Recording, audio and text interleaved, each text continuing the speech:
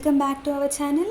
మా స్టైల్లో చేపల కర్రీ ఎలా చేయాలో చూసేయండి. ఇక్కడ కనిపిస్తున్న అమౌంట్లో చింతపండు అయితే నేను నానబెట్టేసుకుంటున్నాను. చేపలు మంచిగా క్లీన్ చేసి సైడ్కి అయితే పెట్టేసుకున్నాము.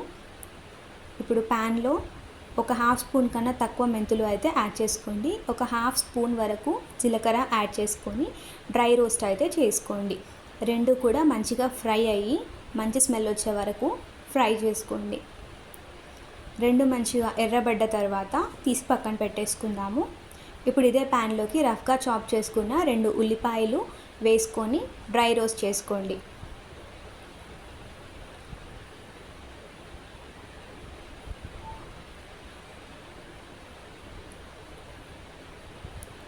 ఉల్లిపాయలు మంచి బ్రౌన్ షేడ్కి వచ్చిన తర్వాత మనం తీసి పక్కన పెట్టేసుకుందాము.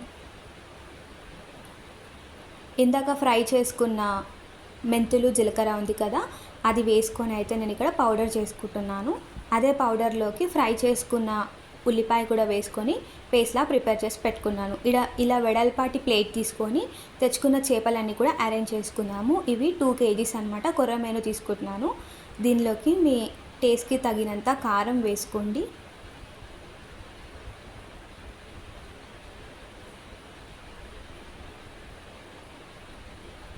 నేనైతే 3 చెంచాల వరకు కారం వేసుకుంటున్నాను.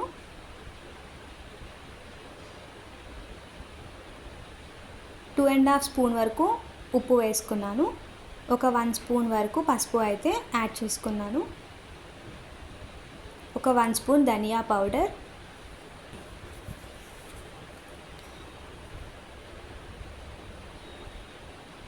ఒక 1 స్పూన్ వరకు అల్లం వెల్లుల్లి పేస్ట్, ఇందాక గ్రైండ్ చేసి పెట్టుకున్న ఆనియన్ పేస్ట్ ఉంది కదా, అది కూడా యాడ్ చేసుకొని ముక్కలన్నిటికీ బాగా పట్టించి పక్కన పెట్టేసుకోండి.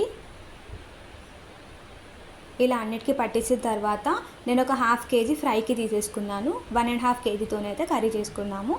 ఇలా వెడల్పాటి గిన్నె ఒకటి పెట్టేసుకొని దీనికైతే ఆయిల్ కొంచెం ఎక్కువనే పడుతుంది. ఇక్కడ 4 పావులు తీసుకుంటున్నాను.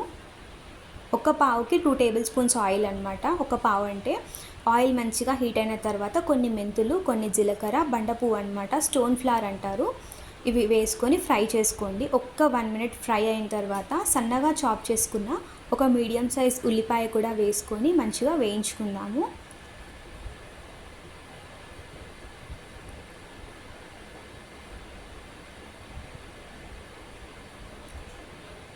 ఉల్లిపాయ కొంచెం వేగిన తర్వాత అల్లం వెల్లుల్లి పేస్ట్ ఇక్కడ 1.5 స్పూన్ వరకు వేసుకొని మంచిగా మిక్స్ చేసుకోండి. పచ్చి స్మెల్ పోయే వరకు బాగా మిక్స్ చేసుకోండి.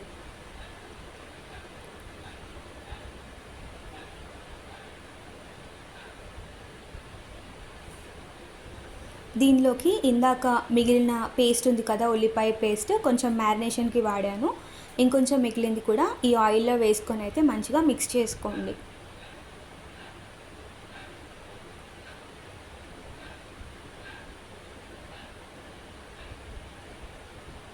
ఇలా మంచిగా కుక్ అయిన తర్వాత పసుపు యాడ్ చేసుకుంటున్నాను. ఒక 1.5 స్పూన్ వరకు అయితే పసుపు యాడ్ చేసుకొని మిక్స్ చేసేసుకుందాము. ఇలా మంచిగా ఫ్రై అయిన తర్వాత మ్యారినేట్ చేసి పెట్టుకున్న ఫిష్ ఉన్నాయి కదా, అన్నీ కూడా అరేంజ్ చేసేసుకుందాము గిన్నెలో.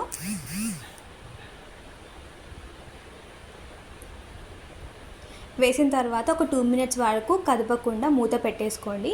మూత తీసిన తర్వాత చెంచా పెట్టకుండా గిన్నెను పట్టుకొని అయితే ఇక్కడ చూపిస్తున్న విధంగా మిక్స్ చేసుకోవాలి.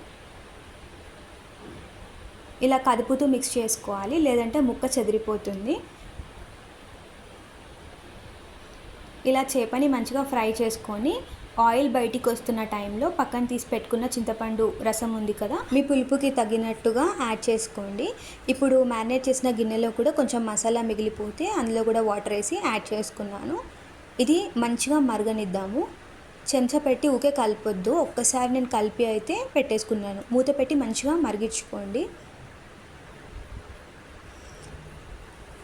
ఇలా బాగా మసులుతున్నప్పుడు ఉప్పు కారాలు చెక్ చేసుకొని ఏమైనా పడితే అడ్జస్ట్ చేసుకోండి. కొంచెం ఉప్పు వేసుకొని చూసారా, ఇలా మెల్లిగా మిక్స్ చేసుకోండి.